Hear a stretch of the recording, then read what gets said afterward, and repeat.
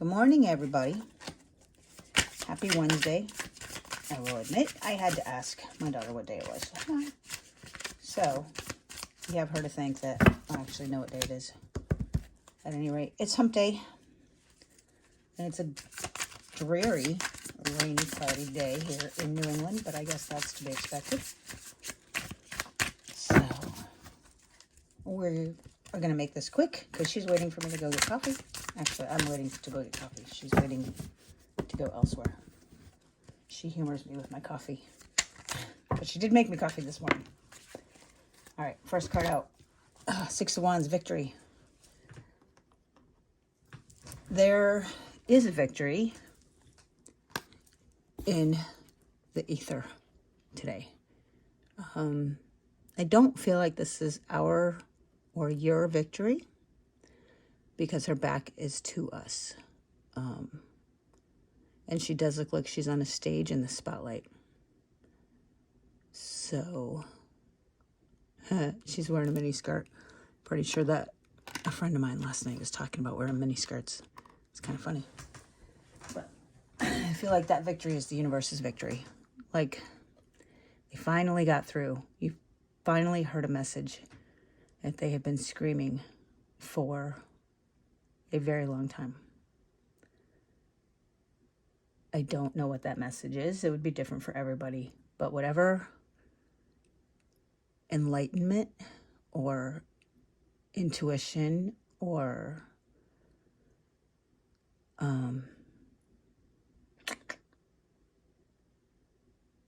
thought that you had today about things that you've been wondering about, if there was even a little nagging suspicion about anything, that is what the universe has been trying to tell you. Again, the message will be different for everybody.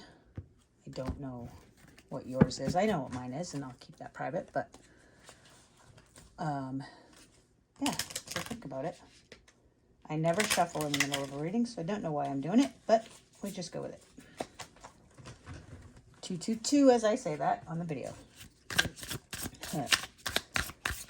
Does any thoughts on victories today? We're going to get every victory possible. Every victory possible. Yep. All right. It's traffic, financial, coffee related. Ooh. Yes, so apparently my daughter, who does not drink coffee, I actually bought a coffee pot to leave here for myself, and coffee, as a matter of fact, and apparently I've never drank decaf in my life, well, other than last year a little bit, but with my protein shakes. However, I haven't done that in ages. At any rate, she only has decaf coffee here, so go figure, because I'm sure I never bought decaf for this house, so very odd. All right, what's our victory about? Let's ask. What is the Ace of Pentacles? That would be resources. Now, our resources Pentacles card is typically the card of money.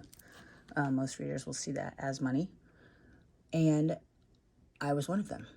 And aces are new beginnings. So I have recently, and those of you that watch me know that we were not calling money money. We were calling it green energy as a way to create a new relationship or feeling or thought pattern around money. Because some people may think of money as freedom or as independence or some sort of value, right? Whatever it is that they value, that they want, that money will give them. So money is just a resource to get to that place, that feeling. It occurred to me this morning that actually, I've known this for a while and I've been working on it, but I had a very dysfunctional relationship with money in that I equated it with misery.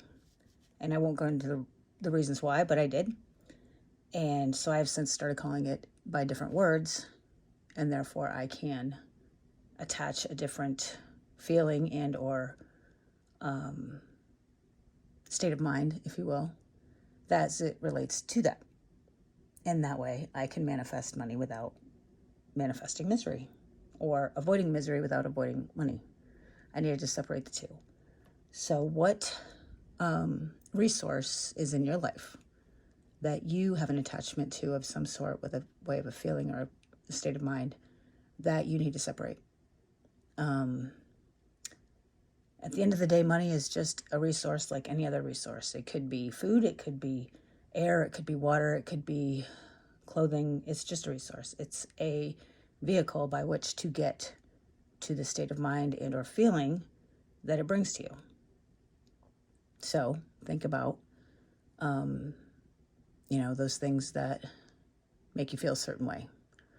For example, getting a pedicure makes you feel pampered, or getting enough rest helps you think clearer, or getting drunk helps you forget. There's always a reason for the resource, and that's how I see pentacles in the tarot.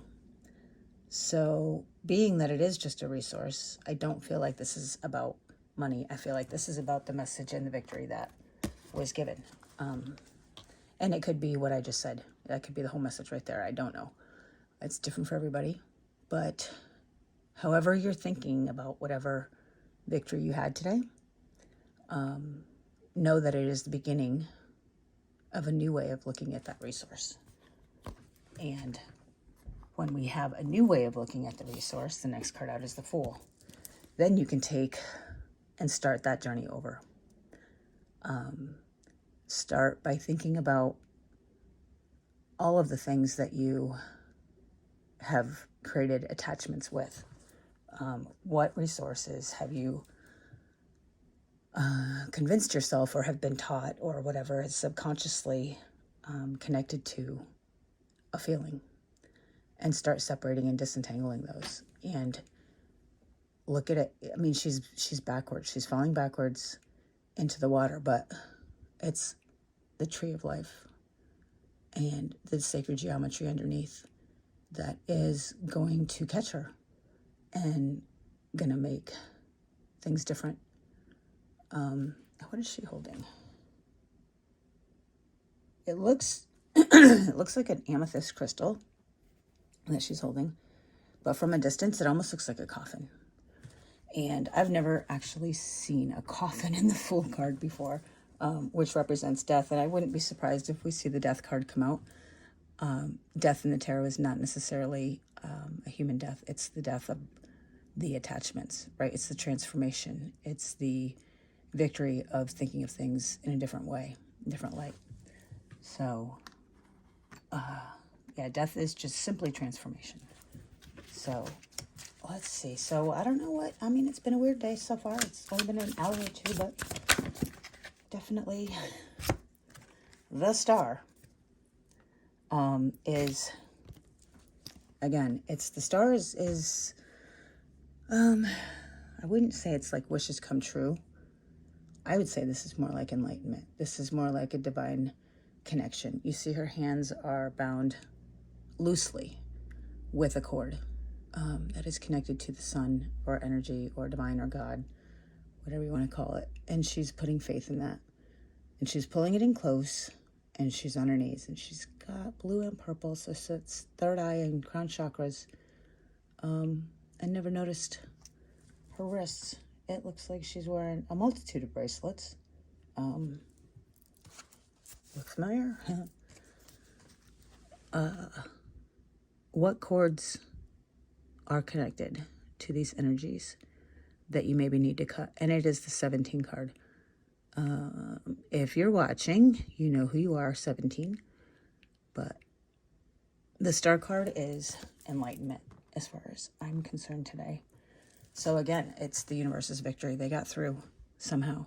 And starting to make the connections and see the attachments that you've been holding on to. I think of attachments up till now as attachments to people.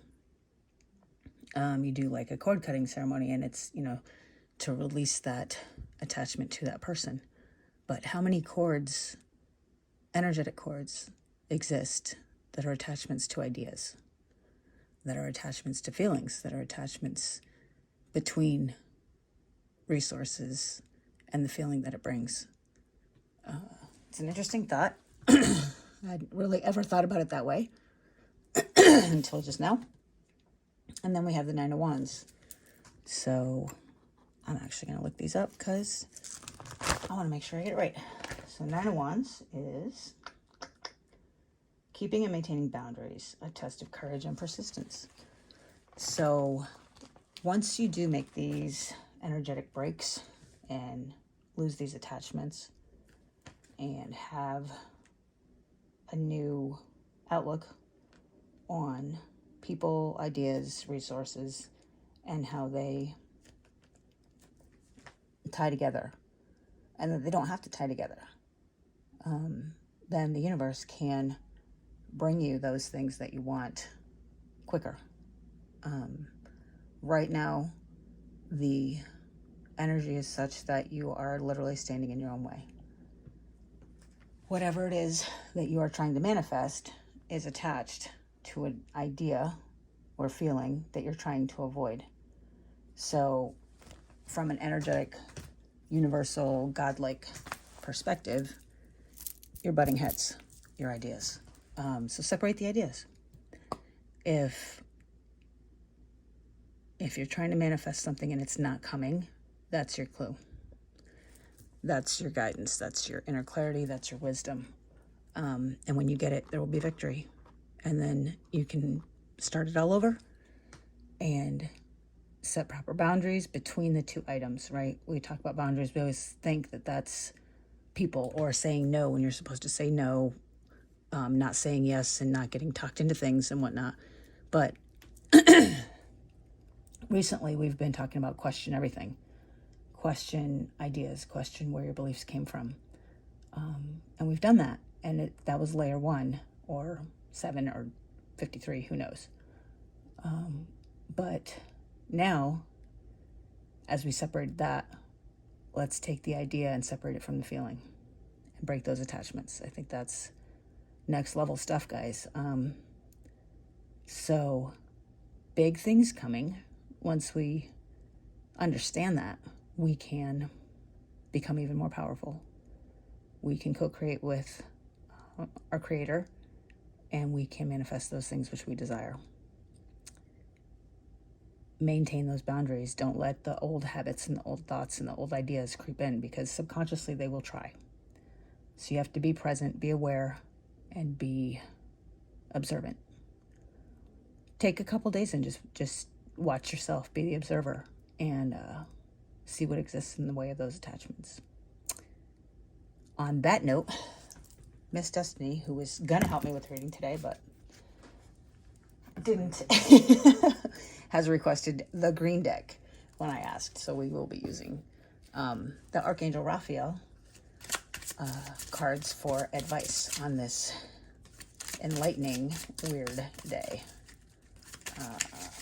Can I get some advice for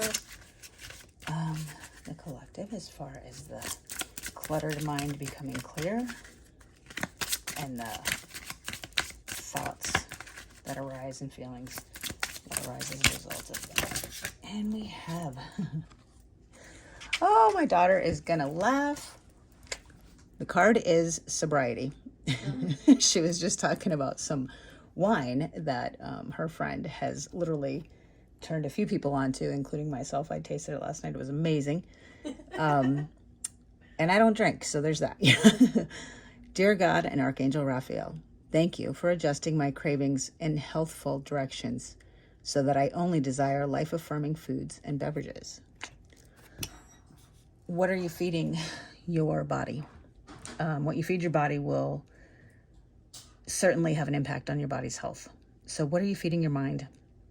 Because your mind's health is just as important, if not more important, than your body's health. What toxic thoughts are making your mind drunk? What are you avoiding? What are you trying not to feel? God and Archangel Raphael suggest that you think and feed your mind with more healthful, life-affirming food and beverages.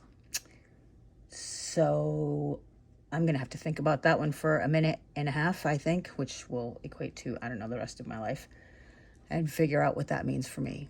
And you guys can do the same, figure out what that means for you. But either way, your thoughts are creating the health of your state of mind. So make sure you're feeding it good stuff. And on that note, we're going to go because I need real coffee. I will see you guys tomorrow. Love you.